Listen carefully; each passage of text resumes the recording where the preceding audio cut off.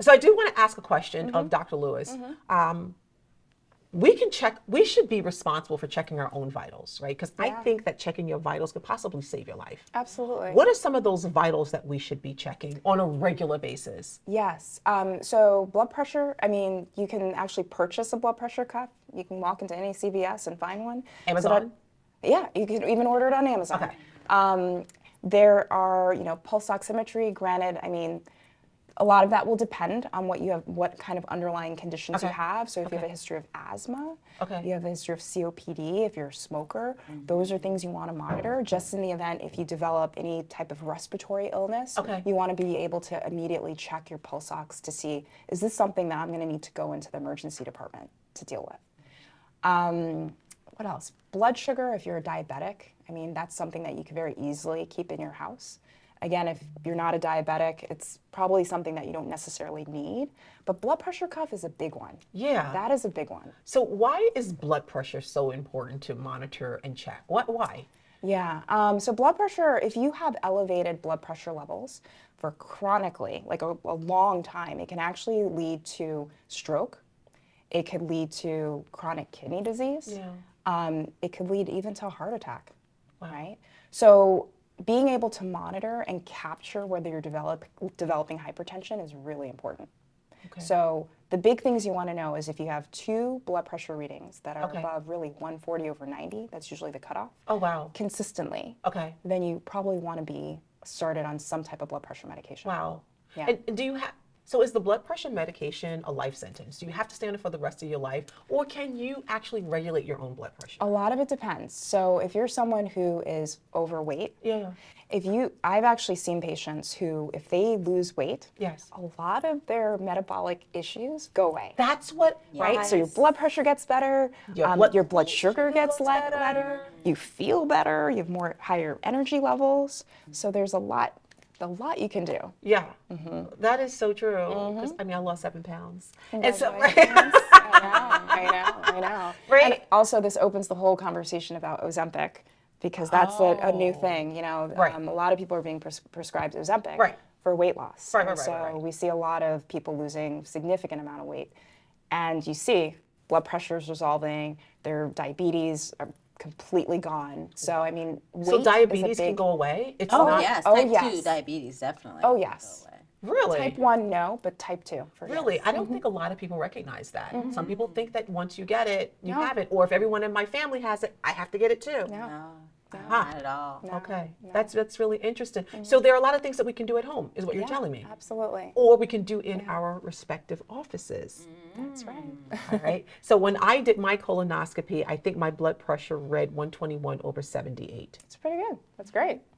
Right, and it was consistent, and then it elevated when the physician walked into the room, like, oh God, right? It elevated. And actually, White coat syndrome is real. White coat syndrome, it is real. Yeah, it is real. And then it elevated, Yeah. and then the nurse was like, no, it's okay, we expect that. And some deep breathing can help bring that down. That is true. So that, and then when the physician takes it again, you'll find that it goes back to normal. So What about the foods that we eat?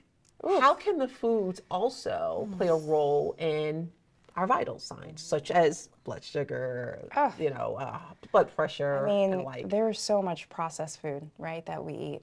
And that's a huge issue, right? A lot of the fast food that we have out there contributes to, weight gain, right? Type 2 diabetes.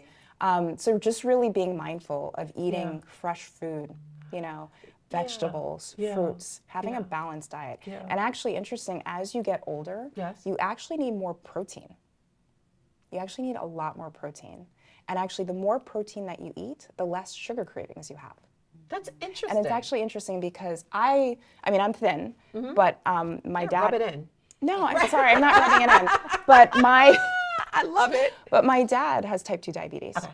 And I remember when I did actually 23andMe, just because I was curious. And one of the things they do is they build out a health profile. Sure. And so I actually saw that I was very high likelihood of developing type 2 diabetes. Okay.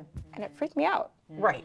So I became a lot more mindful of my food choices because of that test. Right. And so, and so I started actually recently a boot camp, because after I finished, working and being in school, I had put on like 12 pounds. Right. And I felt it. I felt sluggish. I couldn't fit it into clothes. And I was like, you know what? I'm going to do something about it. Right. And I went and I did a boot camp, and I actually did a nutritional consult as a part of the boot camp. And the gentleman that was working with me said, protein. He was like, if you feel like having sugar, have a protein shake. And it has been a game changer. Wow. So I have a protein shake in the morning, don't really eat, and sometimes I have one meal a day. I know. You're busy. And yeah. it's shocking to realize you don't need to eat that much, right? Like sometimes you go to these restaurants and they have a plate full of, the plate's huge, and it's like piled with food. You actually don't need to eat that much. You don't. You don't. You don't. And even you look at McDonald's, you supersize. You don't need to supersize. You give your body what it needs.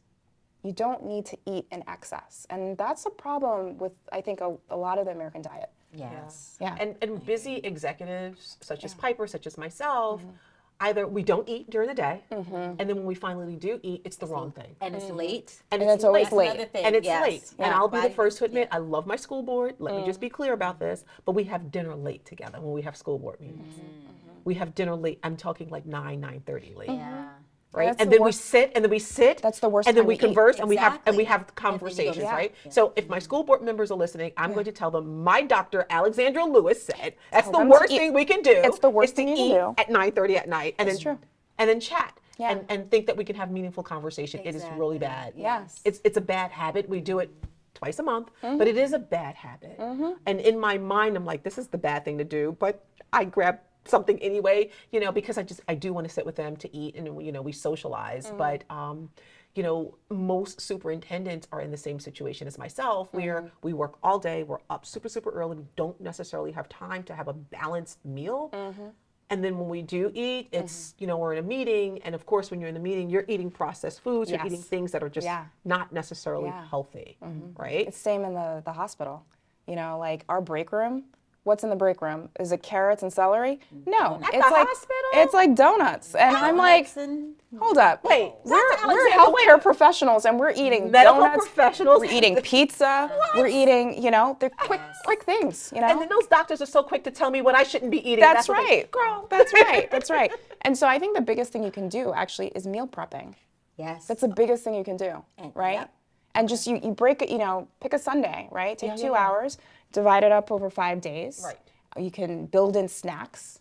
And actually, the more you eat throughout the day, the smaller meals and the more frequent, Sure. it actually revs up your metabolism. Sure. So meal prep is the biggest thing. Yep. And use Find your the time to do freezer.